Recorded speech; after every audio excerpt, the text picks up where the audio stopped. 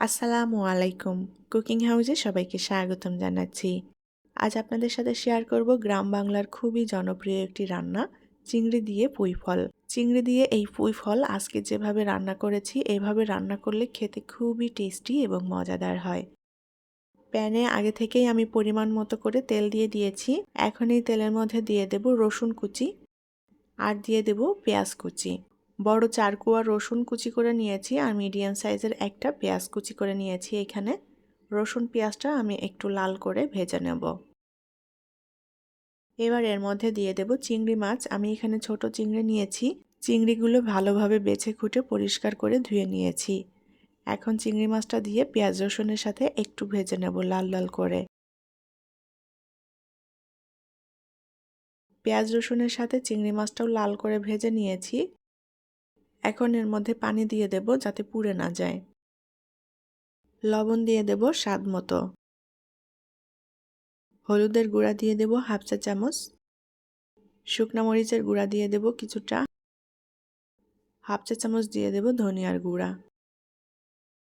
মশলাটা নেড়ে চেড়ে মিলিয়ে নেব।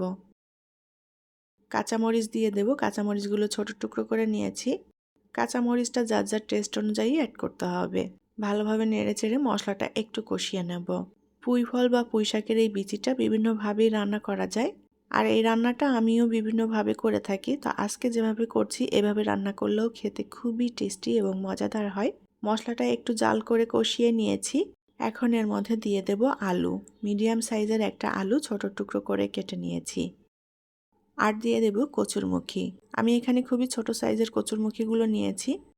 আর এই পুঁই ফলের সাথে কচুরমুখী এবং আলু একসাথে মিক্স করে রান্না করলে এটা খেতে কিন্তু খুবই মজাদার হয়।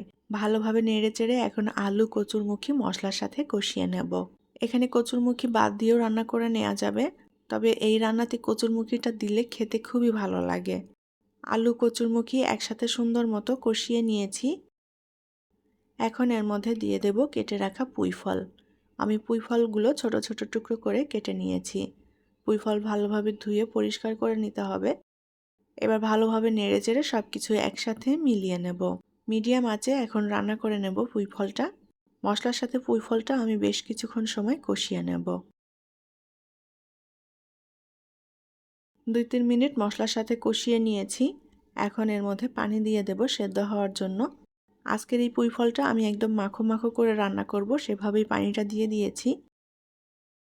উল্টাপাল্টা করে নেড়ে দিতে হবে যেন সব দিকটাই সমানভাবে সেদ্ধ হয়ে যায়। যে পানিটা দিয়েছিলাম পানিটা টানিয়ে নিয়েছি। আমি খুব ভালো করে নেড়ে চেড়ে পুঁই ফলটা রান্না করে নিয়েছি। একদম মাখো মাখো হয়ে গিয়েছে। এখন এটা নামিয়ে পরিবেশন করব। চিংড়ি দিয়ে পুঁই ফলের এই রান্নাটা সাদা গরম ভাত দিয়ে খেতে ভীষণ ভালো লাগে।